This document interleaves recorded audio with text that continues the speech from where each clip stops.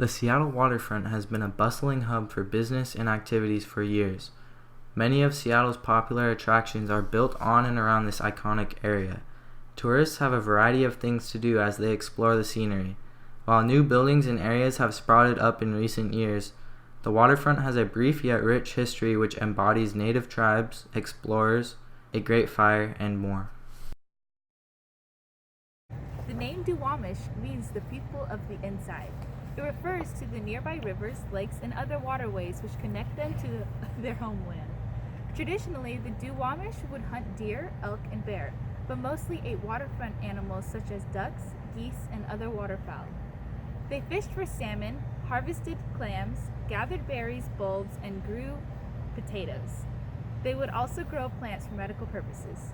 Bays, rivers, lakes, and trails were the pathways to these resources.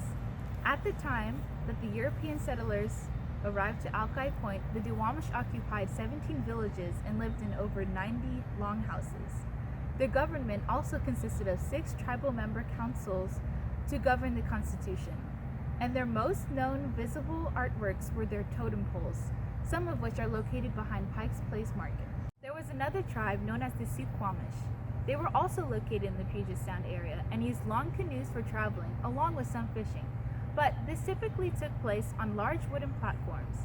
These expert fishermen, canoe builders, and basket weavers lived in harmony with the lands. When Europeans had come in contact with the Suquamish, they noticed they had one of the largest populated areas. These natives usually lived in permanent villages along the shore near rivers and streams with rectangular houses called longhouses. These were known as the winter homes, but when the Suquamish left their winter residence in the spring and summer, their families would travel in canoes to temporary camps at fishing, hunting, and gathering grounds. The seasonal camps consisted of portable frames in large communities of encampment sites. Seattle's first name wasn't originally that, but it was named for the neighboring Duwamish village. But in honor of Chief Seattle and the local tribes, it was soon changed to Seattle, but spelled Sealth. In the Puget Sound, the natives spoke a Salish language called Lushootseed, or Duwamish. This name refers to the Elliott Bay and the Duwamish River.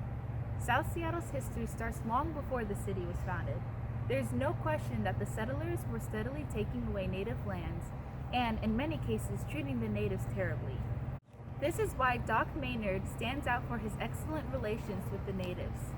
He and Chief Seattle were friends and allies. The settlers noticed the fishing and hunting and gathering community, along with the natives' form of gift exchanging system, which was named potluck. In the fall of 1851, settlers founded a trading post on Alki Beach and farms at the opening of the Duwamish River. By spring that next year, many settlers were led by Arthur Denny to Piners Point. Piners Point was Seattle's first commercial center, found on a small peninsula south of Yesler Way. The discovery of nearby coal fields sparked development of railroad construction and piers surrounding Pioneer Square. By 1889, Seattle's population rose to 40,000, until June with the Great Fire that ruined almost everything. Rather than relocating, most businesses chose to rebuild where they were, which began immediately. Wood was banned for buildings in the section that was burnt, and it was replaced with brick. Additionally, streets were raised up to 22 feet in order to level out the city. After 1 year, most of the reconstruction was finished. After the fire, a professional fire department was established in October of 1889. The city also increased the size of water pipes and added more fire hydrants. The short setback from the fire led to many considerable improvements. From 1897 to 1898, Seattle was the gateway to Alaska due to the Klondike Gold Rush. With the finalization of the Great Northern Railway in 1893, Seattle became a major port for trade with international countries. They began filling in the port of Seattle with Seattle's sports stadiums, train stations, and industrial base. In order to direct harbor development for public interest, the Port of Seattle was created. Also, aquatic development was increased with the completion of the Lake Washington Ship Canal in 1917. The shipping decline after the First World War limited more improvements. However, the government helped by replacing the railroad with Alaskan Way Viaduct, an elevated highway that runs along the waterfront. After World War II, the port developed the Seattle-Tacoma International Airport. This was a direct response to Pearl Harbor in 1941. Initial construction was completed in 1944, and civilian operation began in 1949. Finally, in the early 1960s, the port decided to handle cargo, which led to Pier 46 today. As a result, Seattle is ranked as the West Coast's second busiest port and fourth in the world. Meanwhile, Seattle renovated Pioneer Square and Pike Place Market with the construction of Myrtle Edwards Park, the Waterfront Park, and the Seattle Aquarium. These implementations were advanced in the 1990s with the construction of the port's headquarters.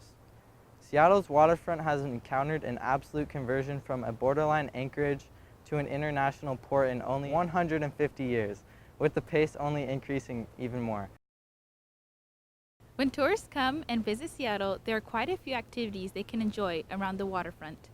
There are 5 well-known recreational areas to take part in: the ferry rides, the Seattle Aquarium, Pike Place Market, the Great Wheel, and lastly, the brand new Seattle Waterfront location. Here at these locations, tourists are able to embrace the ocean, savor the views, and take multiple amazing photos to cherish for a lifetime. Tourists also visit the waterfront to buy souvenirs, some of which are bought at the Uolde Curiosity Shop. This store, which has been in Seattle since 1899, sells odd knickknacks, some of which have been shown in museums. There are also places to eat while viewing the ocean. Typically, these locations' cuisine consists of seafood such as oysters from Elias Oyster House, or Aqua by El Gacho, which serves fresh seafood along with delectable steaks. Seattle's waterfronts have continuously grown even to this day. In fact, there's a new waterfront project that spans from Pioneer Square all the way to Belltown. This project intends to make new parks, paths, and ways to Elliott Bay and hopes to construct a waterfront for all.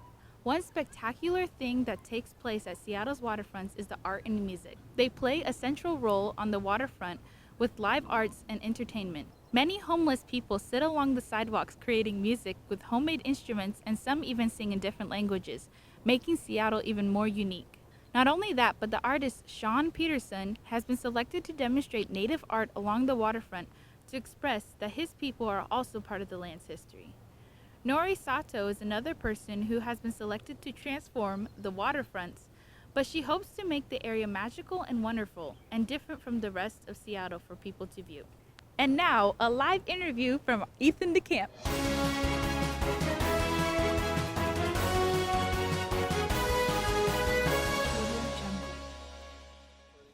All right, we're back here with an interview. This is my good friend Harrison Fineout, and we're gonna ask you a couple of questions about the Seattle waterfront. First of all, have you ever been there?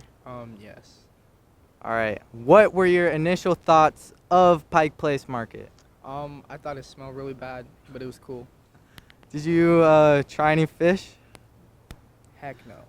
What about the Seattle Wheel, the Great Wheel? Like the Ferris wheel? Yeah. Yeah, I went on that. It was cool. Overpriced, but... Oh, definitely. All right, we're gonna cut this. Let's get back to the news.